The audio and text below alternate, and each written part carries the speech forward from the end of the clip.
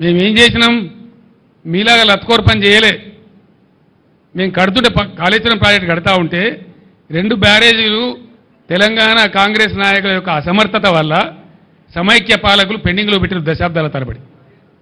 ఇవి ఇక్కడ మిడ్మానేర్ ప్రాజెక్టు అసంపూర్తిగా పెట్టిండ్రు.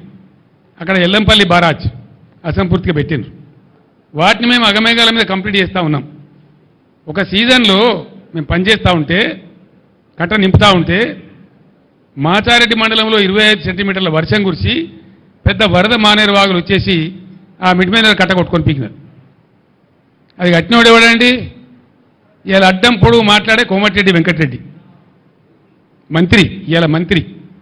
వాళ్ళ కంపెనీ, వాళ్ళ అమ్మ పేరు మీద ఉండే కంపెనీ వాళ్ళు కట్టిండ్రు. మేము మీ లెక్క చిల్లరగాల లెక్క వ్యవసాయం. మేము ఏమనుకున్నాం ఆ రోజు? మేఘాల మీద కాళేశ్వరం కంప్లీట్ కావాలి, రైతులకు నీళ్లు రావాలి, ఎంత తొందరగా వస్తే అంత మంచిది, మంచినీటి బాధ పోవాలి, సాగునీటి బాధ పోవాలి రాష్ట్రంలో అని ఆరాటపడ్డాం తప్ప మేము ఆనాడు కోమటిరెడ్డి కంపెనీ మీద కేసు పెట్టలే. మేము పెట్టకపోదుమా, అని జైలు లేకపోదుమా? మీ లెక్క చిల్లర కథ వాడానంటే ఆ రోజు ప్రభుత్వం మా చేతిలో లేకుండానా? ఏలే, మేము ఆ చిల్లర పని చేయలేం మీలాగా. సరే సరే దరిద్రుడు పోలేని చెప్పి కట్టినాం ప్రాజెక్టు, నింపి నిలబెట్టినాం, నిండా నింపి గంగమ్మలాగా తయారు చేసినాం. ఆ బ్రిడ్జి మీద పోతుంటే 2 పక్కల చూస్తే భయమయ్యే పరిస్థితి పెట్టినాం. అంత అద్భుతంగా నీళ్ళు కనబడేది, సముద్రంలా కనబడేది. దాన్ని మీరు ఇలా ఎడారి చేసినారు, నాశనం చేసినారు మీ తెలివి తక్కువతనం వల్ల, మీ అసమర్థత వల్ల. యాక్చువల్ ఫ్యాక్ట్ ఏంటండి రాహుల్ గారు? ఫ్యాక్ట్ ఈజ్ హానెస్ట్లీ టెలింగ్, గోదావరిలో వచ్చే వరద మామూలుగా ఉండదండి. ద ఫ్యాక్ట్ ఈజ్ దిస్, గోదావరిలో పైనుంచి నీళ్ళు తక్కువ, కింద నీళ్ళు తక్కువ. గోదావరిలో నీళ్లు వచ్చేదే, నీళ్లు దొరికేదే ప్రాణహిత, ఇంకొక ఆడ నీళ్లు లేవు. ఆ ప్రాణహిత దాటినాకనే కట్టాల. దానికోసం ఒక 6 నెలలు తపస్సు చేసినట్టు చేసి ఆ మేడిగడ్డను కనిపెట్టుకున్నాం. మేము కేంద్ర ప్రభుత్వ సంస్థ వ్యాప్కోస్ లైడార్ సర్వే కావాలంటే లైడార్ సర్వే కూడా చేసినాం. దాని డిజైన్ ఏంది అసలు వీళ్ళకి తెలుసా? వీళ్ళకి డిజైన్ గురించి అవగాహన ఉందా? ఏంది డిజైన్ ఏందండి? యాక్చువల్గా మేడిగడ్డ బరాజులో ఫ్యాక్ట్ ఏంటంటే గోదావరి పొంగేటువంటి 3-3.5 నెలలు గేట్లన్నీ ఎత్తే ఉంటాయి. గోదావరికి తలగాయి, నీళ్ళు ఫ్రీ ఫ్లో ఉంటుంది, పోతూ ఉంటుంది. మనకు అవసరమైన నీళ్ళు ఎత్తుకుంటాం. అందుకే కన్నెపల్లి దగ్గర పంప్ హౌస్, లక్ష్మీ బరాజ్ యొక్క పంప్ హౌస్ కన్నెపల్లి దగ్గర పెట్టిన తెలివి తక్కువతో పెట్టలే. మేడిగడ్డ బరాజ్ అవసరం లేకుండానే నీళ్ళు ఎత్తుకునే అవకాశం ఉంటుంది అక్కడ. ఆ పాయింట్ పట్టుకున్నదే అందుకు. అక్కడి నుంచి నందిమేడారంకు, అంటే మీది బరాజులకు వచ్చి నందిమేడారంకు, మేడారం నుంచి గాయత్రి పంప్ హౌస్కు, గాయత్రి నుంచి వరద కాలువ ద్వారా మిడ్మానేరుకు, మిడ్మానేరు ద్వారా ఎల్ఎండికి, మిడ్మానేరు ద్వారా మలన్న సాగర్కు, మిడ్మానేరు ద్వారా పైకి ఎస్ఆర్ఎస్పికి, ఎటు అవసరం ఉంటే అటు వాడుకునే విధంగా మిడ్మానేరును ఒక ఖజానా చేసినాం. గోదావరిలో నీళ్ళు ఎత్తడానికి మేడిగడ్డ బ్యారేజే అవసరం లేదు, కానీ ఎప్పుడు అవసరం పడుతుంది? అది టాక్టికల్ అప్రోచ్.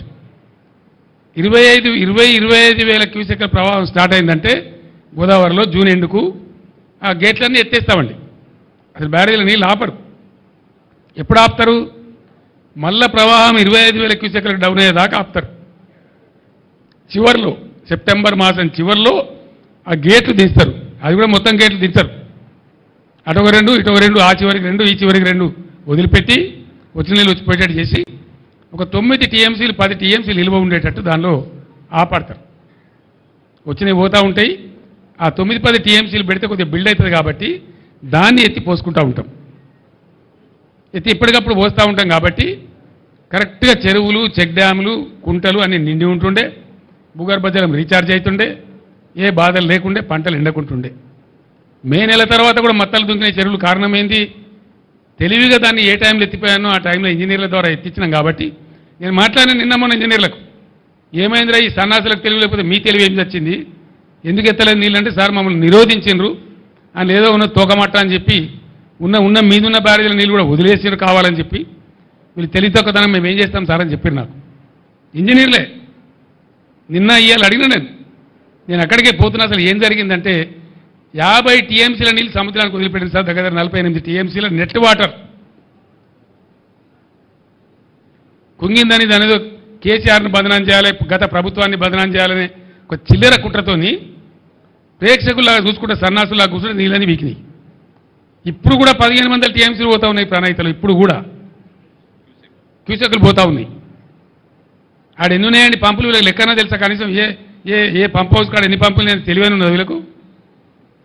2200 క్యూసెక్కుల సామర్థ్యం ఉండేటువంటి 17 పంపులు అక్కడ కన్నెపల్లి కాడ. మేము నడిపినాడు కూడా మొత్తం పంపులు నడపం. నీళ్ళని బట్టి చూసుకుంటూ, అవసరాన్ని బట్టి చూసుకుంటూ, యువతల అవసరం ఎంతుంది, ఎన్ని కాలేజీ ఉన్నాయి అని చూసుకుంటూ నడుపుతాం. దాంతో ఏమవుతుంది? ఒకసారి ఒక పంపు నడుపుతాం, 2 పంపులు నడుపుతాం, 3 పంపులు నడుపుతాం. మామూలు ఇసుక కట్టేసి బస్తాలేసి కూడా ఇసుక బస్తాలేసి కూడా నడపచ్చు. కానీ దాన్ని నడపకుండా కుట్ర చేసి అలా ఎందో ఉన్నది. మేమే చెప్పినాం కదా అసెంబ్లీలో. ఏమున్నదండి అలా? వాడు ఏం చెప్పిండు? మొన్న నచ్చిపోయినాడు. ఆ 2 పిల్లల కింద ఉన్న ఇసుక కదిలి అవి కదిలినాయి అని చెప్పిండు. అంటే జరుగుతూనే ఉంటాయి. చాలా బరిలలో జరుగుతాయి, చాలా వాటిలలో జరుగుతాయి. మొన్న కదా గంగానదిలో నిన్నగాక మొన్న పేపర్లో ఫోటోలు వచ్చినాయి. గంగానది మీద బ్రిడ్జ్ కడతామంటే పటాన కూలిపోయింది. ఆడ నదులలో ఇసుకలో జనరల్గా జరుగుతాయి. ఎవడో ఒక చిన్న ఇంజనీర్ లోపమో, ఒక మెయింటెనెన్స్ లోపమో, దానికి ఎంతో ప్రళయం బద్దలైనట్టుగా ఒకటే పని కట్టుకొని ఆడికి యాత్రలు పెట్టి మాత్రలు పెట్టి పెద్ద కథ చేసి ఇంకా ఇప్పటికి కూడా ఆ పిచ్చికాలంలో ఉన్నాయి కావాలి. అందులో ఏమైనా ఇంటికి దొరుకుతుందేమో, తోక దొరుకుతుందేమో, గుట్ట కడతామేమో అనే ఉద్దేశంతో ఓ పిచ్చి విఫల ప్రయత్నంలో ఉన్నారు తప్ప రైతాంగాన్ని ఆదుకోవాలి, మంచినీళ్ళకి బాధ వస్తుంది, రైతులను కాపాడాలనే ఆలోచన చేయలే. వృధాగా పారే నీళ్లను ఒక చిల్లర కుట్ర మనసులో పెట్టుకొని వదిలిపెట్టింది కాబట్టి పోయింది. ఇప్పుడు కూడా పొద్దున నేను మగ్దుంపూర్లో మాట్లాడినా. ఈ దద్దనలకు చేత కాకపోతే 50,000 మంది రైతులు నెంబడేసుకొని వీళ్ళని పండబెట్టి తొక్కుకుంటూ పోయి మేడిగడ్డ కాడ కుర్చేసుకొని కూర్చొని నేను నింపుతా మళ్ళీ ఇవన్నీ రంది పడకుండా అని చెప్పిన నేను. చేసి చూపిస్తాం. గోదావరిలో నీళ్ల ప్రవాహం మొదలైన తర్వాత బరాయితో సంబంధం లేకుండా నీళ్ళు లేపచ్చు. మళ్ళీ మిడ్ మానేరు కలకల్లాడుతుంది, లోయర్ మానేరు కలకల్లాడుతుంది. తక్కువ పడితే ఎస్ఆర్ఎస్పీకి ఇవ్వచ్చు. ఎత్తాల నీళ్ళు ఇప్పుడు ఈ ప్రభుత్వం ఇది దీని పేరు చెప్పి దాని పేరు చెప్పి ప్రజల నోట్లో మట్టి కొడతామంటే ఇట్లా చూస్తూ కూర్చోం. మనం కొత్తగా ఎలక్షన్ తర్వాత కాబట్టి కూర్చున్నాం, మౌనం పట్టాం. కానీ నేనే పోతా గోదావరిలో 20,000 క్యూసెక్లు దాటిన తర్వాత వీళ్ళు నీళ్లు ఎత్తడం ప్రారంభించకపోతే నేనే ఒక 50,000 మంది రైతులు వేసుకొని పోతా.